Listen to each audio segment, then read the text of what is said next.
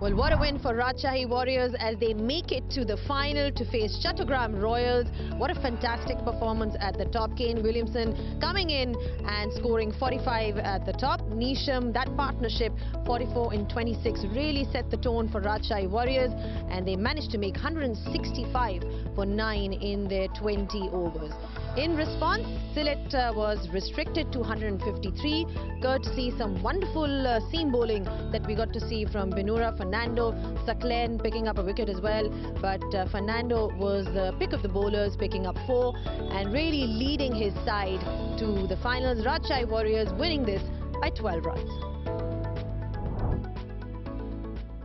Well, great to be back on Straight Drive, and what a win for Rajshahi Warriors. A huge congratulations to them as they face Chattogram Royals, and the two best teams of the BPL are there. You've got to talk about performances today. Well, we've got a very, very special guest here who literally just flew in before this game and managed to score a crucial 40-odd runs for his side, which have secured them a spot in the finals. I'm talking about none other than the legendary batsman Kane Williamson alongside legendary fast bowler Waqar Younis. So we've got quite the royalty here in the studio with me. Kane, thank you so much firstly for joining us.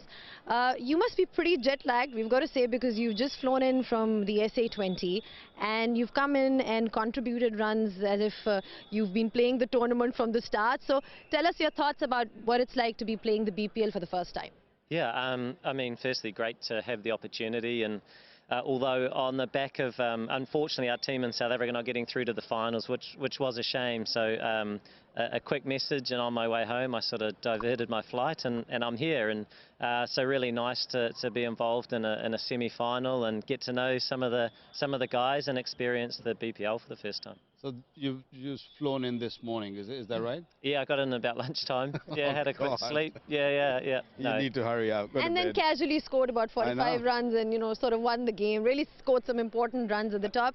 Tell us about, you know, the adapting to different conditions. South Africa, completely different. You've also played the 100 and, you know, you're playing all around the world. How difficult or how challenging is it when you're, you know, trying to adapt into different conditions from South Africa to Bangladesh?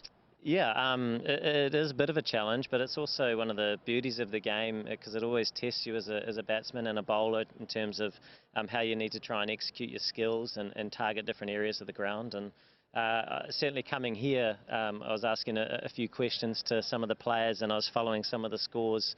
So we were quite aware of where we wanted to get to, and we had a great start as a batting unit, and then we sort of stumbled a little bit, but we still sort of knew that if we could get to that 150, 160 score on the surface, it would be fairly competitive, and it proved to be the case. Now, as a batter, you know, you're perhaps one of the most complete batsmen that we've seen in this generation. And you seem to have all the shots in the book.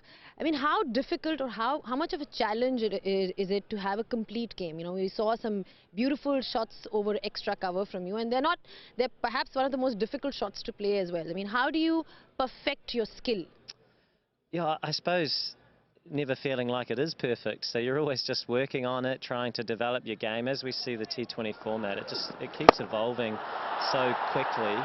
All these youngsters coming through on a big diet of T20 cricket, so they keep pushing the boundaries of the game, certainly in this format. So you're always trying to improve and then get really clear on what your role is within a side, whether it's opening the batting, 3, 4, who your players are around you, to try and make sure that your contribution is sort of aligned with the other players in the team.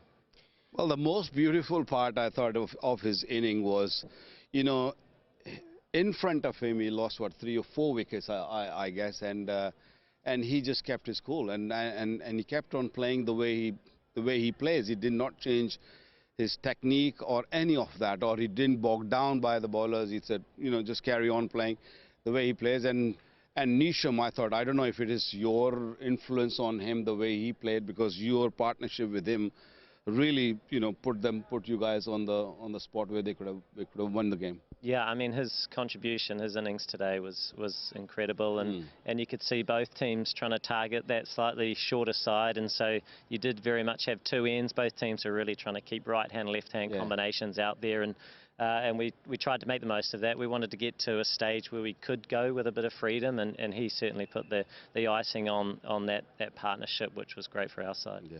Absolutely, that partnership was extremely crucial. But talking about your experience, I know you've just sort of come in, but I'm sure you've had an eye in terms of the talent that you've seen in Bangladesh. I mean, what are your thoughts on whatever you've seen so far? Yeah, I mean, we've played Bangladesh at the international side for so many years, and you always see the talent. And so to come here and play in their domestic franchise competition and see it in a really big way in all the teams that you know, and a lot of names that I haven't sort of had the chance to see before, and they're coming out and whacking it to all parts pretty much from the get-go. And yeah, you do see that when you play in some of these franchise tournaments around the world, especially in this part of the world. Waqar made a really good point about, you sort of keeping your calm and composure in a situation where wickets were falling around you. I mean, how important is that for a player? Often we talk about their skills and development on that side, but what about the mental strength aspect that a cricketer needs to possess? I mean, how do you improve that? There's so many youngsters that are perhaps listening to you right now. How important is that aspect of the game? Yeah, I mean, for me, I believe it's quite important, and you're trying to work out where you need to get to as a team, and sort of a little bit of risk assessment in terms of, like Waqar said, we lost sort of 4 quick wickets, and that's not ideal in terms of the freedom that you want to go about playing T20 cricket with, but we knew that we wanted a competitive score, so we had to try and do our jobs as best we could. And look, I think playing the other formats and valuing the other formats is quite beneficial, because you're out there for longer periods of time, you're getting exposed in different ways more often, and I do think it really helps the other formats, certainly the T20 format as well. Now, as a bowler, Vakar, I'm going to ask you a tough question. How do you bowl to somebody like him who can pretty much bat on both sides of the wicket and has a very complete game? I'm sure it's really just tough. Reverse swinging Yorkers there. It's over. Look, I have been part of the Pakistan team as a coach, as a bowling coach also, and we traveled to New Zealand and played on those green pitches, and we had a decent attack. We had a really good attack, and this man comes in and no issues at all with on those bouncy pitches, ball seaming around.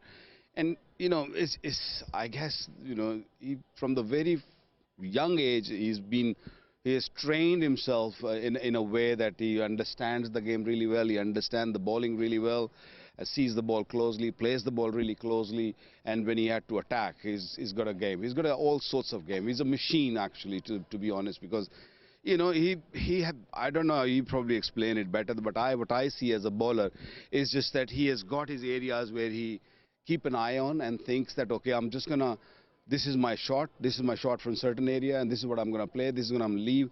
So as I said, playing test cricket, playing one-day cricket, and then playing, T20 cricket, it's the 3 different formats, and they all help you each other. When you need to score quickly, then T20 cricket help you, and then if this sort of situation where 4 wickets down, you have to really play in a manner that you can sort of score runs also, and also keep everything calm.